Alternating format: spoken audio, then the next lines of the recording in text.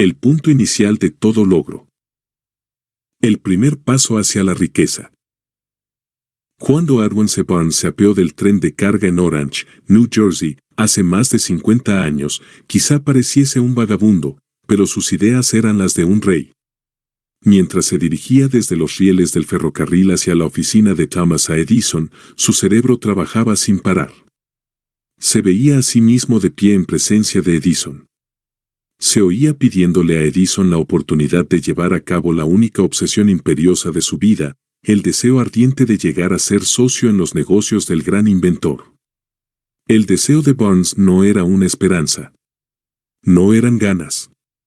Era un deseo vehemente, palpitante, que lo trascendía todo. Era definido. Algunos años después, Edwin C. Barnes volvió a pararse frente a Edison, en la misma oficina en que se había encontrado por primera vez con el inventor. En esta ocasión, el deseo se había convertido en realidad. Era socio de Edison. El sueño dominante de su vida se había vuelto realidad. Barnes tuvo éxito porque eligió un objetivo definido, y puso toda su energía, toda su fuerza de voluntad, todos sus esfuerzos, todo, en pos de ese objetivo. El hombre que quemó sus naves. Pasaron 5 años antes de que apareciera la oportunidad que había estado buscando. Para todos, excepto para él, solo parecía una parte más del engranaje de los negocios de Edison, pero en su interior, él fue el socio de Edison cada minuto del día, desde el primero en que empezó a trabajar allí. Es una ejemplificación notable del poder de un deseo definido. Barnes consiguió su objetivo porque deseaba ser socio de Edison más que ninguna otra cosa. Creó un plan con el que alcanzar su propósito. Pero quemó todas sus naves tras de sí. Se mantuvo firme en su deseo hasta que éste se convirtió en la obstinación obsesiva de su vida y, finalmente, en un hecho. Cuando viajó a Orange, no se dijo a sí mismo, trataré de convencer a Edison de que me dé algún tipo de trabajo, sino, voy a ver a Edison para explicarle que he venido a hacer negocios con él. No se dijo, estaré alerta ante cualquier otra oportunidad, en caso de que no consiga lo que quiero en la organización de Edison, sino, no hay más que una cosa en este mundo que estoy decidido a conseguir, y es asociarme con Edison en sus negocios. Quemaré todas las naves tras de mí y apostaré mi futuro a mi capacidad para conseguir lo que quiero. No se planteó en ningún momento retroceder. Tenía que triunfar o morir. Esa es toda la historia del éxito de Barnes. El incentivo que conduce a la riqueza. Hace mucho tiempo, un gran guerrero afrontó una situación que requería de él una decisión que garantizara su éxito en el campo de batalla. Iba a enviar sus tropas contra un enemigo poderoso, cuyos hombres superaban a los suyos en número. Embarcó a sus soldados, navegó hacia el país enemigo, desembarcó soldados y equipos, y dio la orden de quemar las naves que los habían llevado hasta allí. Al dirigirse a sus hombres antes de la primera batalla, dijo, ved cómo los barcos se convierten en humo. Eso significa que no podremos dejar estas playas vivos a menos que ganemos. Ahora no tenemos opción, venceremos o moriremos. Vencieron. Cada persona que vence en cualquier empresa debe estar dispuesta a quemar sus naves y eliminar todas las posibilidades de dar marcha atrás.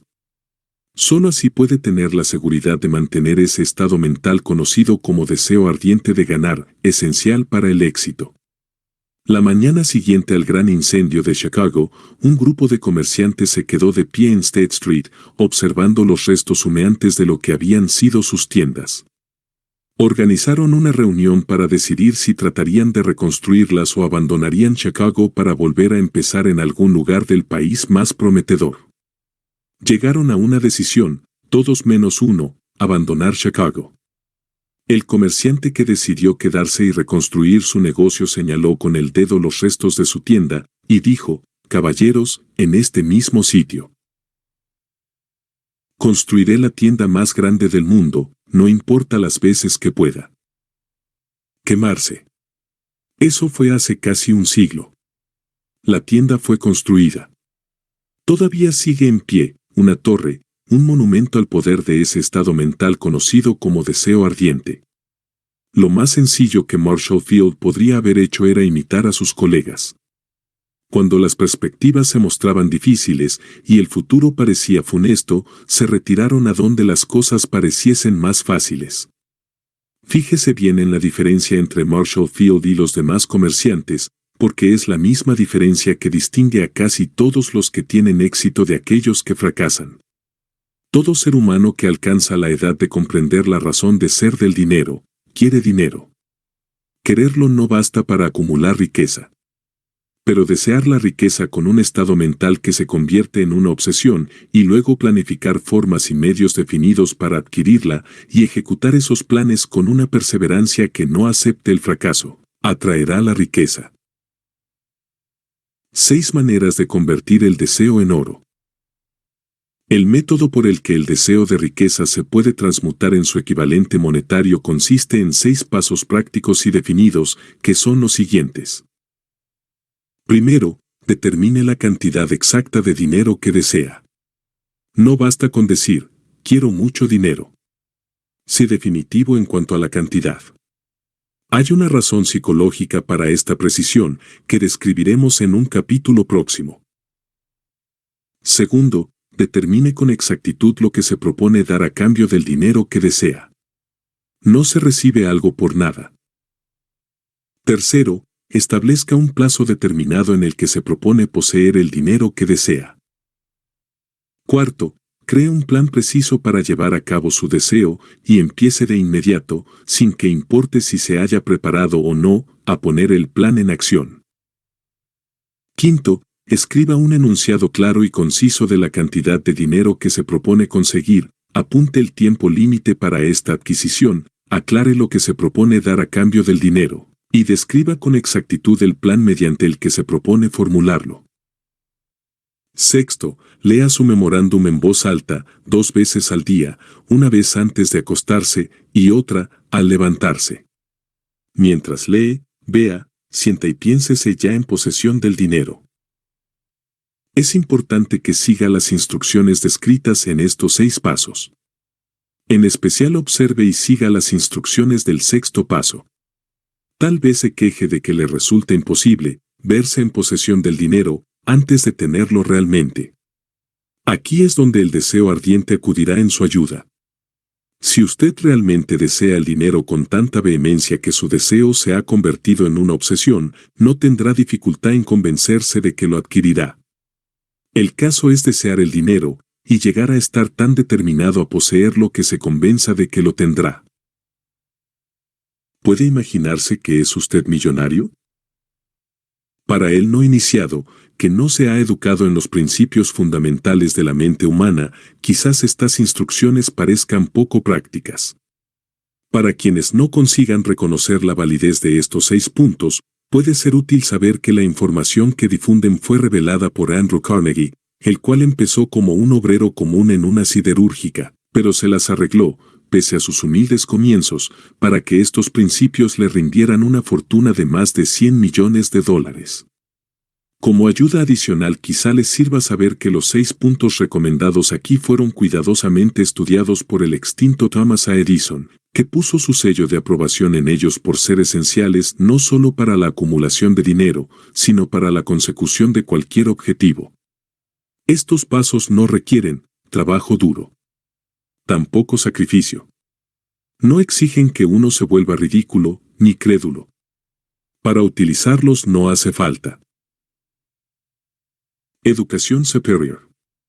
Pero la aplicación eficaz de estos 6 pasos exige la suficiente imaginación que nos permita ver y comprender que la acumulación de dinero no se puede dejar al azar, a la buena suerte o al destino.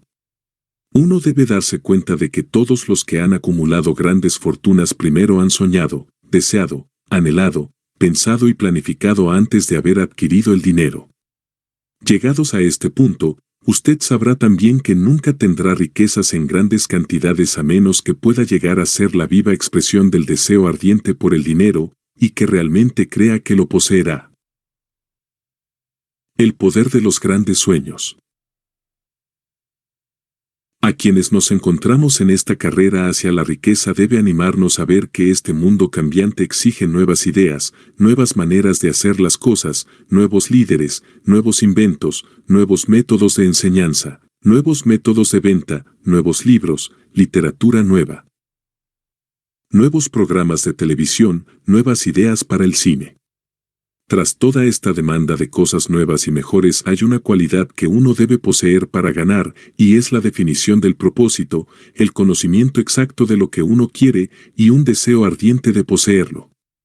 Los que deseamos acumular riqueza debemos recordar que los verdaderos líderes del mundo han sido siempre hombres que han sabido dominar, para su uso práctico, las fuerzas invisibles e intangibles de la oportunidad que está por surgir, y han convertido esas fuerzas, o impulsos de pensamiento, en rascacielos, fábricas, aviones, automóviles, y toda forma de recurso que hace la vida más placentera. Al planear la adquisición de su porción de riqueza, no se deje influir por quienes menosprecien sus sueños. Para lograr grandes ganancias en este mundo cambiante, uno debe captar el espíritu de los grandes pioneros del pasado, cuyos sueños le han dado a la civilización todo lo que tiene de valioso, el espíritu que infunde energía en nuestro propio país, en las oportunidades de usted y en las mías, para alimentar y vender nuestro talento. Si lo que usted quiere hacer está bien, y usted cree en ello, adelante, hágalo. Lleve a cabo sus sueños, y no haga caso de lo que los demás puedan decir si usted se topa en algún momento con dificultades, ya que tal vez los demás no sepan que cada fracaso lleva consigo la semilla de un éxito equivalente. Thomas Edison soñaba con una lámpara que funcionara con electricidad, empezó a poner su sueño en acción, y pese a sus más de 10.000 fracasos, mantuvo su sueño hasta que lo convirtió en una realidad física.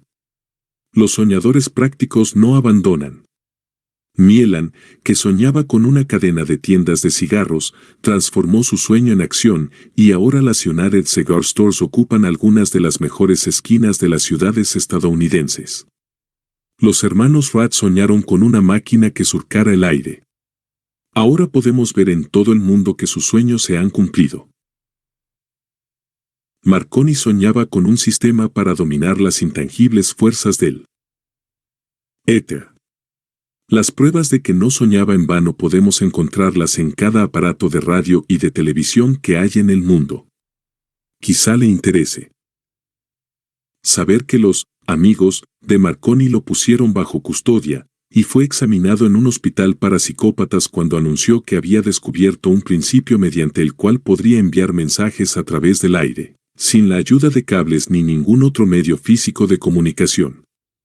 A los soñadores de hoy en día les va mejor. El mundo está lleno de una abundancia de oportunidades que los soñadores del pasado jamás conocieron. Cómo hacer que los sueños despeguen de la plataforma de lanzamiento.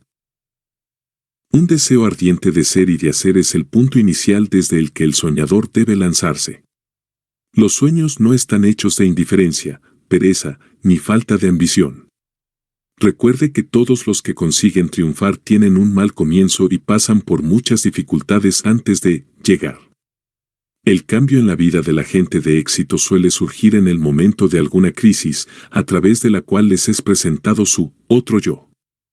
John Wynan escribió Pilgrim's Progress, que se cuenta entre lo mejor de la literatura inglesa, después de haber estado confinado en prisión y haber sido duramente castigado a causa de sus ideas sobre la religión.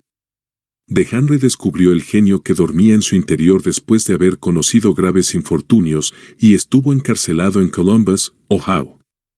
Forzado a través de la desgracia a conocer a su otro yo y a usar su imaginación, descubrió que era un gran autor en vez de un criminal despreciable. Charles Dickens empezó pegando etiquetas en latas de betún. La tragedia de su primer amor penetró las profundidades de su alma para convertirlo en uno de los más grandiosos autores del mundo.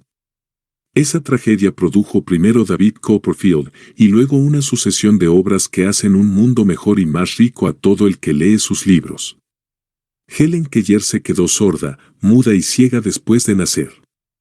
Pese a su terrible desgracia, ha escrito su nombre con letras indelebles en las páginas De la historia de los grandes.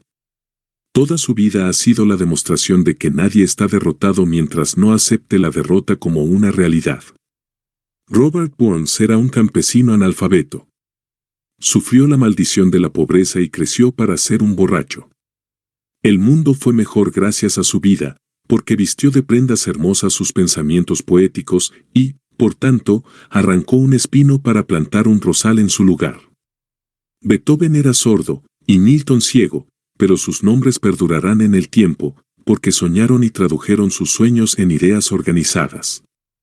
Hay una diferencia entre suspirar por algo y hallarse preparado para recibirlo. Nadie se encuentra listo para nada hasta que no crea que puede adquirirlo. El estado mental debe ser la convicción, y no la mera esperanza o anhelo. La mente abierta es esencial para creer.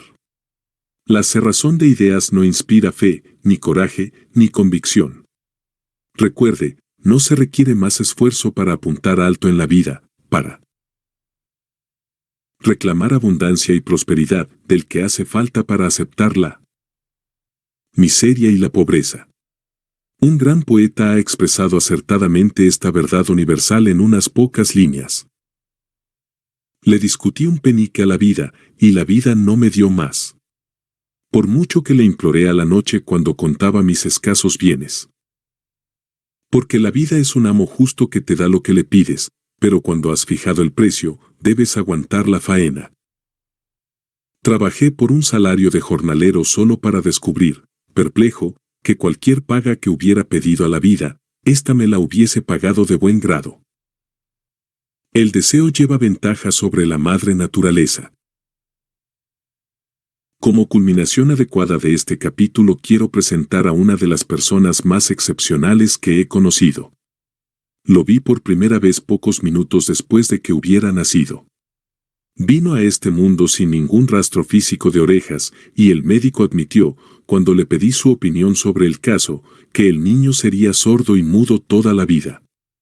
Me opuse a la opinión del médico. Estaba en mi derecho. Yo era el padre del niño. Tomé una decisión y me formé una opinión, pero expresé esa opinión en silencio, en el fondo de mi corazón. En mi interior supe que mi hijo oiría y hablaría. ¿Cómo? Estaba seguro de que tenía que haber una manera, y sabía que la encontraría. Pensé en las palabras del inmortal Emerson: el curso de las cosas acontece para enseñarnos la fe. Solo necesitamos estar atentos. Hay indicadores, claves, para cada uno de nosotros, y si escuchamos con humildad, oiremos la palabra justa. ¿La palabra justa? Deseo. Mucho más que ninguna otra cosa, yo deseaba que mi hijo no fuera sordomudo. De ese deseo no renegué jamás, ni por un segundo. ¿Qué podía hacer? Encontraría alguna forma de trasplantar a ese niño mi propio deseo ardiente de dar con maneras y medios de hacer llegar el sonido a su cerebro sin la ayuda de los oídos. Tan pronto como el niño fuese lo bastante mayor para cooperar, le llenaría la cabeza de tal manera de ese deseo ardiente que la naturaleza lo traduciría en realidad con sus propios métodos. Todos estos pensamientos pasaron por mi mente, pero no hablé de ello con nadie. Cada día renovaba la promesa que me había hecho a mí mismo de que mi hijo no sería sordomudo. Cuando creció y empezó a percibir las cosas que lo rodeaban, notamos que mostraba débiles indicios de que oía. Cuando alcanzó la edad en que los niños suelen empezar a emitir palabras, no hizo intento alguno de hablar, pero de sus actos podíamos deducir que percibía ciertos sonidos. Eso era todo lo que yo quería saber. Estaba convencido de que, si podía oír, aunque fuese débilmente, sería capaz de desarrollar una mayor capacidad auditiva. Entonces sucedió algo que me llenó de esperanza. Surgió de algo totalmente inesperado. Un accidente que cambió una vida. Compramos un fonógrafo. Cuando el niño oyó la música por primera vez, entró en éxtasis y muy pronto se apropió del aparato. En una ocasión estuvo poniendo un disco una y otra vez, durante casi 2 horas, de pie delante del fonógrafo, mordiendo un borde de la caja. La importancia de esa costumbre que adquirió no se nos hizo patente sino hasta años después, ya que nunca habíamos oído hablar del principio de la conducción ósea del sonido. Poco después de que se apropiase del fonógrafo, descubrí que podía oírme con claridad cuando le hablaba con los labios junto a su hueso mastoideo, en la base del cráneo. Una vez hube descubierto que podía oír perfectamente el sonido de mi voz, empecé de inmediato a transferirle mi deseo de que oyese y hablase. Pronto descubrí que el niño disfrutaba cuando yo le contaba cuentos antes de dormirse, de modo que me puse a trabajar para idear historias que estimularan su confianza en sí mismo, su imaginación y un agudo deseo de oír y de ser normal. Había un cuento en particular en el que yo hacía hincapié dándole un renovado matiz dramático cada vez que se lo contaba. Lo había inventado para sembrar en su mente la idea de que su dificultad no era una pesada carga, sino una ventaja de gran valor. Pese al hecho de que todas las maneras de pensar que yo había examinado indicaban que cualquier adversidad contiene la semilla de una ventaja equivalente, debo confesar que no tenía ni la menor idea de cómo se podía convertir esa dificultad en una ventaja. Ganó un mundo nuevo con 6 centavos. Al analizar la experiencia retrospectivamente, puedo ver que su fe en mí tuvo mucho que ver con los sorprendentes resultados. Él no cuestionaba nada que yo le dijera. Le vendí la idea de que tenía una ventaja original sobre su hermano mayor, y que esa ventaja se reflejaría de muchas maneras. Por ejemplo, los maestros en la escuela se darían cuenta de que no tenía orejas, y por ese motivo le dedicarían una atención especial y lo tratarían con una amabilidad y una benevolencia extraordinarias. Siempre lo hicieron. También le vendí la idea de que cuando fuese lo bastante mayor para vender periódicos, su hermano mayor era ya vendedor de periódicos, tendría una gran ventaja sobre su hermano, porque la gente le pagaría más por su mercancía, debido a que verían que era un niño brillante y emprendedor pese al hecho de carecer de orejas.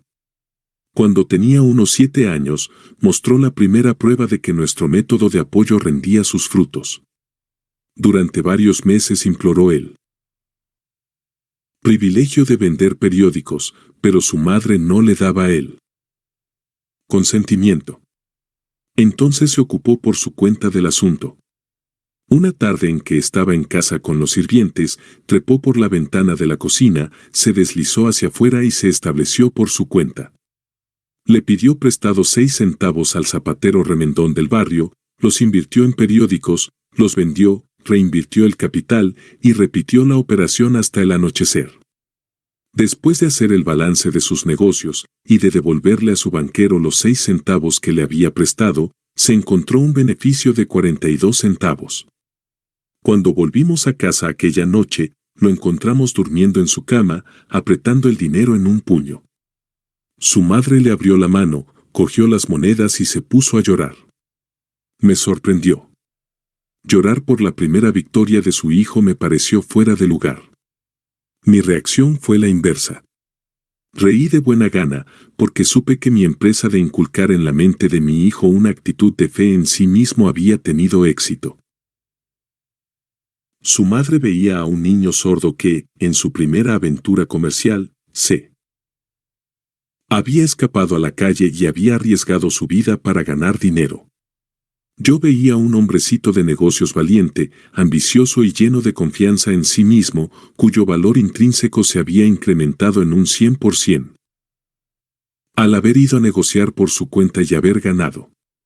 La transacción me agradó, porque había dado pruebas de una riqueza de recursos que lo acompañaría toda su vida. El niño sordo que oyó. El pequeño sordo asistió a la escuela, al instituto y a la universidad, sin que fuese capaz de oír a sus maestros, excepto cuando le gritaban fuerte, a corta distancia. No lo llevaron a una escuela para sordos. No le permitimos que aprendiese el lenguaje de los sordomudos. Habíamos decidido que viviese una vida normal y mantuvimos esa decisión, aunque nos costó muchas discusiones acaloradas con funcionarios escolares. Cuando estaba en el instituto, probó un aparato eléctrico para mejorar la audición, pero no le dio resultado. Durante su última semana en la universidad, sucedió algo que marcó el hito más importante de su vida. En lo que pareció una mera casualidad, entró en posesión de otro aparato eléctrico para oír mejor, que le enviaron para probar. Estuvo indeciso en probar el aparato, debido a su desilusión con otro similar. Finalmente lo cogió, se lo puso en la cabeza, le conectó las baterías, y, sorpresa, como por arte de magia, su deseo de toda la vida de oír normalmente se convirtió en realidad. Por primera vez oía tan bien como cualquier persona con audición normal. Alborozado con el mundo diferente que acababa de percibir a través de ese aparato auditivo, se precipitó al teléfono, llamó a su madre y oyó su voz a la perfección. Al día siguiente oía con claridad las voces de sus profesores en clase, por primera vez en su vida. Por primera vez en su vida también, mi hijo podía conversar con la gente, sin necesidad de que le hablaran con voz de trueno. Realmente, había entrado en posesión de un mundo distinto. El deseo había comenzado a pagar dividendos, pero la victoria todavía no era completa. El muchacho tenía que encontrar todavía una manera definida y práctica de convertir su desventaja en una ventaja equivalente. Ideas que obran milagros. Sin apenas darse cuenta de la importancia de lo que acababa de obtener, pero embriagado con la alegría del descubrimiento de ese mundo de sonidos, escribió una entusiasta carta al fabricante del audífono, relatándole su experiencia. Algo en ella hizo que la compañía lo invitase a Nueva York. Cuando llegó, lo llevaron a visitar la fábrica, y mientras hablaba con el ingeniero jefe, contándole de su mundo recién descubierto, una corazonada, una idea o una inspiración, llámesela como se quiera, destelló en su cerebro.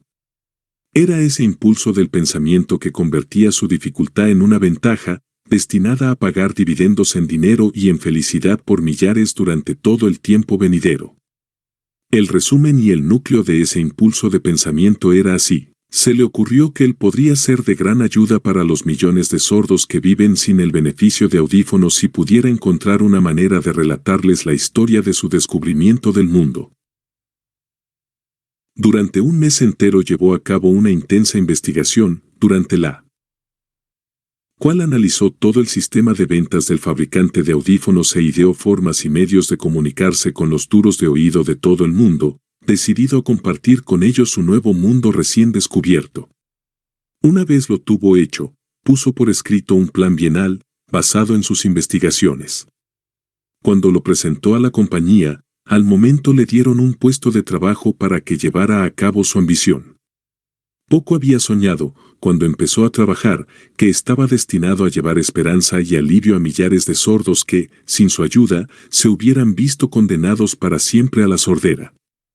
No me cabe duda de que Blair hubiera sido sordomudo toda su vida si su madre y yo no nos las hubiésemos ingeniado para formar su mente tal como lo hicimos. Cuando sembré en su interior el deseo de oír y de hablar, y de vivir como una persona normal, alguna extraña influencia hubo en ese impulso que hizo que la naturaleza tendiese una especie de puente para salvar el golfo del silencio que separaba su cerebro del mundo exterior. En verdad, el deseo ardiente tiene maneras tortuosas de transmutarse en su equivalente físico. Blair deseaba una audición normal, ahora la tiene. Nació con una minusvalía que fácilmente hubiera desviado a alguien, con un deseo menos definido, a la calle, con un puñado de lápices en una mano y una lata vacía en la otra. La pequeña, mentira piadosa, que sembré en su mente cuando él era un niño, llevándolo a creer que su defecto se convertiría en una gran ventaja que podría capitalizar, se justificó sola. Ciertamente, no hay nada, correcto o equivocado, que la confianza, sumada a un deseo ardiente, no pueda hacer real. Estas cualidades están al alcance de todos. La química mental hace magia. Un breve párrafo en un despacho de noticias en relación con Madame Chumanin da la clave del estupendo éxito de esta mujer como cantante. Cito el párrafo porque la clave que contiene no es otra que el deseo. Al comienzo de su carrera, Madame Chumanin visitó al director de la Ópera de Viena para que le hiciera una prueba de voz. Pero él no la probó. Después de echar un vistazo a la desgarbada y pobremente vestida muchacha, exclamó, nada cordial, con esa cara, y sin ninguna personalidad, ¿cómo espera tener éxito en la ópera? Señorita, olvide esa idea. Cómprese una máquina de coser, y póngase a trabajar. Usted nunca podrá ser cantante. Nunca es demasiado tiempo. El director de la ópera de Viena sabía mucho sobre la técnica del canto. Sabía muy poco del poder del deseo, cuando éste asume las proporciones de una obsesión. Si hubiera conocido mejor ese poder, no hubiese cometido el error de condenar el genio sin darle una oportunidad. Hace varios años, uno de mis socios enfermó. Se puso cada vez peor a medida que el tiempo transcurría, y finalmente lo llevaron al hospital para operarlo. El médico me advirtió que había muy pocas posibilidades de que yo volviera a verlo con vida. Pero esa era la opinión del médico, y no la del paciente. Poco antes de que se lo llevaran al quirófano, me susurró con voz débil, no se preocupe, jefe, en pocos días habré salido de aquí. Una enfermera me miró apenada. Pero el paciente se recuperó satisfactoriamente. Cuando todo hubo terminado, su médico me dijo, no lo salvó otra cosa que su deseo de vivir. Nunca hubiera salido de este trance si no se hubiese negado a aceptar la posibilidad de la muerte. Creo en el poder del deseo respaldado por la fe, porque he visto cómo ese poder elevaba a hombres desde comienzos humildes a posiciones de poder y riqueza, lo he visto cómo saqueaba la tumba de sus víctimas, cómo servía de medio para que los hombres llevaran a cabo su rehabilitación después de haber fracasado en un centenar de formas distintas, lo he visto darle a mi propio hijo una vida normal, feliz y llena de éxito, a pesar de que la naturaleza lo enviase a este mundo sin orejas. ¿Cómo se puede dominar y usar el poder del deseo? Eso queda explicado en este capítulo y los subsiguientes de este libro. Mediante algún extraño y poderoso principio de química mental que nunca ha divulgado, la naturaleza envuelve en el impulso del deseo ardiente ese algo que no reconoce la palabra imposible, ni acepta el fracaso como realidad. No hay limitaciones para la mente excepto las que aceptamos. La pobreza y la riqueza son vástagos del pensamiento. 3. La Fe.